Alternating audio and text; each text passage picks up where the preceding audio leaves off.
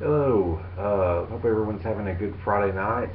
Doing a contest response to Earhead 6 100 subs contest. Congratulations on the 100 subs, they're very well deserved. I was watching in your video that you said it took you a while to get those, and I think that's crazy. I think that the uh, the quality of the stuff that you show, you should have had those 100 subs a long time ago. But nonetheless, I'm very happy for you for getting them now. And this is a really cool contest. Basically, just asking us to show um, some garage or some psych, just kind of whatever we want to do. And I thought about your contest idea and thought about pooling, all my garage stuff, all my psych stuff. But I thought maybe it would be kind of cool to just focus on one artist um, that I don't see a lot of in the VC, that I think is extremely prolific and really embodies the garage genre. To me, garage rock is, as far as defining it, it's a very unpolished sound. With to me, it's all about the energy. It feels like that you could be listening to the text message. You could just be in your house and it sounds like the band is playing next door, literally. And there's this raw energy. To me, garage rock is about very simple chord structures, and they've been played a million times, but there's something about the way a really good garage band plays it. If they play it different, it just sounds different. It's impossible to duplicate. And it's one of my favorite genres. It's all, like I said, it's all about energy. It's just good rock and roll, for lack of a better word, is garage rock. So I thought about an artist and what I consider to be the greatest garage rock album released in the last,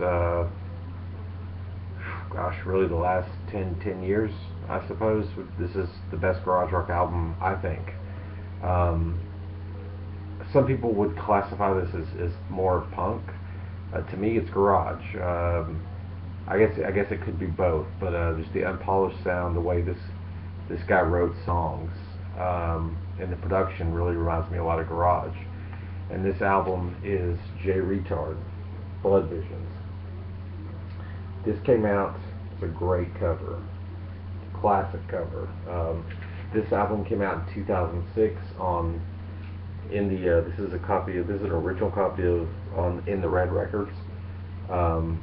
This is an original. This is out of print. This is the first pressing in 2006. Reatard, for those of you who are a little unfamiliar, and that's kind of why I wanted to do this video.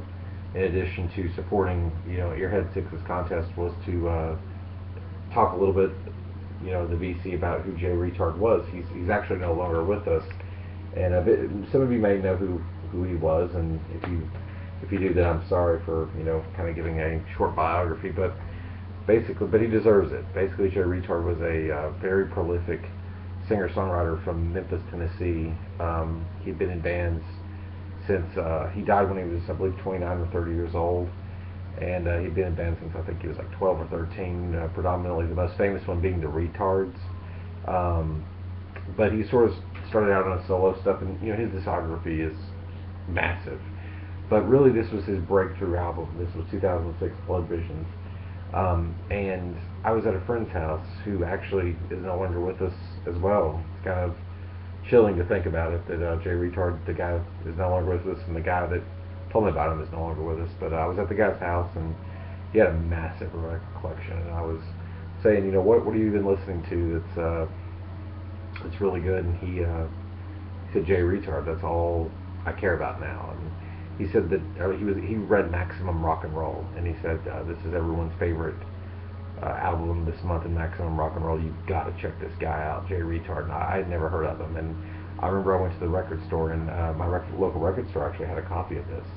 And I remember I took it up to, it was a really cool record store. A lot of cool looking people worked there. And I remember I took it up to the counter, and the clerk said, "Oh man, that's so good.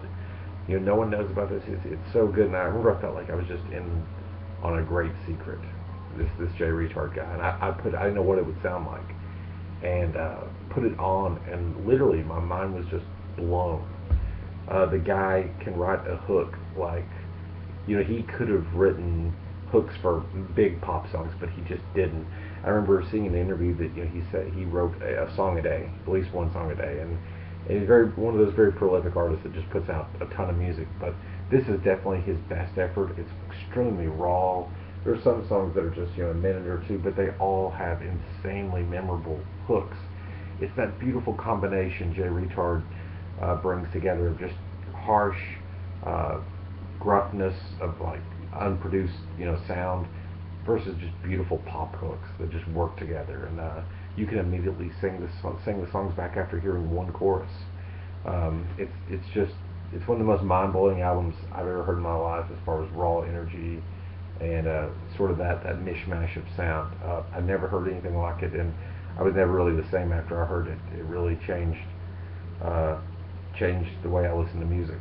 So I highly recommend this album for anyone that is into that garage sound, or at least for what garage means to me. Garage is a very broad term, but to me this is garage, and it's the best one that's come out really in the last 10 years.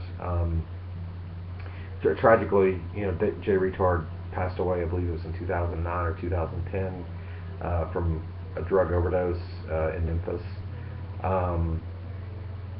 He did one album after this for Matador Records. He had signed to Matador, so he was sort of going the mainstream route, and I liked it. I did not like it as much as this. It was a little bit more polished,